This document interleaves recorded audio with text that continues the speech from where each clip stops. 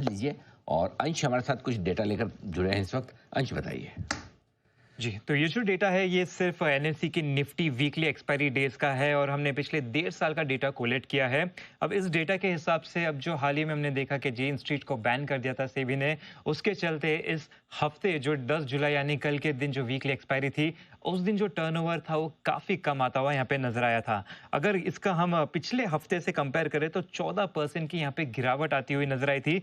पिछले हफ्ते लगभग 1,61,000 करोड़ की थी और इस हफ्ते देखेंगे तो सिर्फ 1,38,000 की आती हुई नजर आई है। अब इस हफ्ते और पिछले हफ्ते का अगर हम पूरा कंपैरिजन यहाँ पे देखें तो टोटल टर्नओवर में तो 14% की गिरावट आई है। इससे अगर हम ब्रेक डाउन करें तो इंडेक्स फ्यूचर में लगभग 21% की आई, स्टॉक फ्यूचर्स में मामूली 2% की गिरावट रही।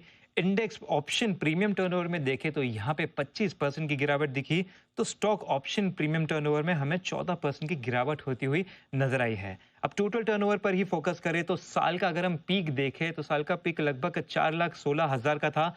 वहां से हम इस हफ्ते का देखें तो लगभग 67% गिरता हुआ यहाँ पे नजर आया है। और ये जो इस हफ्ते का रिपोर्ट किया है टोटल टर्नओवर, वो पिछले 17 निफ्टी वीकली एक्सपायरीज का सबसे लो टर्नओवर है।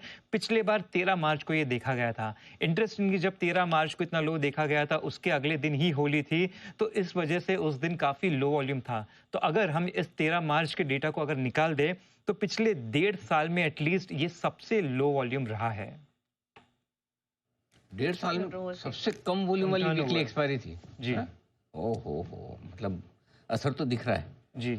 यानी कि भले ही काफ़ी लोग मान रहे हैं कि पिछले हफ्ते थोड़े वॉल्यूम हुए हैं ये वो, लेकिन अब धीमे धीमे वॉल्यूम और वॉलेटिलिटी दोनों बराबर लगातार लगातार कम होती हुई दिख रही है। तो ये आपके लिए बड़ा इंटरेस्टिंग एक्शन दिख रहा है।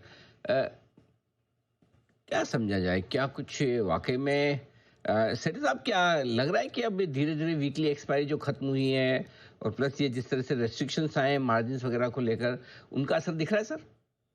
बिल्कुल अनिल जी, वॉल्यूम्स एकदम dwindle हो गए, लिक्विडिटी बहुत ही इम्पैक्ट हुई है इससे। और जो चल रहा था वो एक्चुअली लाजमी था कि वो बंद भी होना चाहिए था। और अनिल जी, यहाँ पे आपको भी कॉम्प्लीमेंट देना है। उस दिन जो मयंक बंसल जी का आपका इंटरव्यू था, बहुत ही एक आई ओपनिंग इंटरव्यू था, बहुत ही शानदार इंटरव्यू। मतलब वो भी जानकारी रखते हैं बट सामने एंकर भी आप जैसा चाहिए उनसे निकलवाने के लिए अनिल जी। तो बहुत ही दमदार इंटरव्यू था।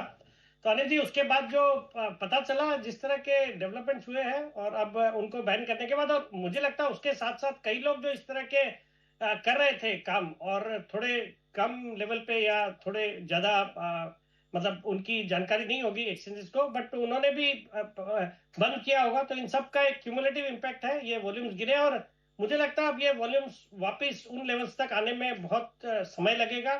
और इस तरह की जो वोलेटिलिटी भी थी बाजार में, जो एक पर्टिकुलरली वीकली एक्सपायरी वाले दिन, वो तो अब आजकल उस तरह की होती नहीं है। तो यही इसका इम्पैक्ट हुआ एक्चुअली। जेन स्ट्रीट की जो बैन हुआ है उसका इम्पैक्ट हमको बाजार में देखने को मिला है। बीएससी का स्टॉक भी थोड़ा कमजोर हुआ है। एक बार आस्था जी से चार्ट पर राय ली जाए। आस्था जी, थोड़ी प्रॉफिट बुकिंग तो आती हुई दिख रही है अब। बताएं अब बड़े सपोर्ट कहाँ है और अगर किसी के पास डिलीवरी है तो उन्हें कौन से स्टॉप लॉस रखने चाहिए इन्वेस्टर्स के लिहाज से भी? जी बिल्कुल सर, देखिए आज तो थोड़ा वीक हो रहा है। अब इसमें नेक्स्ट लेवल मुझे लगता है जो ये 80 इसका 100 डेज एक्सपोनेंशियल मूविंग एवरेज है, मुझे लगता है वहाँ एक सपोर्ट पकड़ना चाहिए इस काउंटर को। तो इन्वेस्टमेंट के लिहाज से 2280 के स्टॉप लॉस के साथ बिल्कुल इसको होल्ड करना है। ये मानते हुए कि थोड़ी वीकनेस और आ सकती है, उसकी तैयारी रखनी रहेगी। लेकिन वापस से अगर ये तेज हुआ तो मेरे हिसाब से एक बार 2400 के पार निकला तो वापस से हमें 2600-2700 के लेवल्स देखने को मिलेंगे। पर थोड़ा समय लग सकता है क्योंकि अभी तो चार्ट्स थोड़ी वीकनेस और दिखा रहे हैं। थोड़ी कमजोरी और अगर यहाँ से 101 पॉइंट और घट जाए तो फिर वहाँ पे आपको इन्वेस्टमेंट के लिहाज से भी स्टॉप लॉस रखना जरूरी है। रख लेने में समझदारी, अगर आपको प्रॉफिट प्रोटेक्ट करना है, रिस्क ज़्यादा ना बढ़ानी हो तो।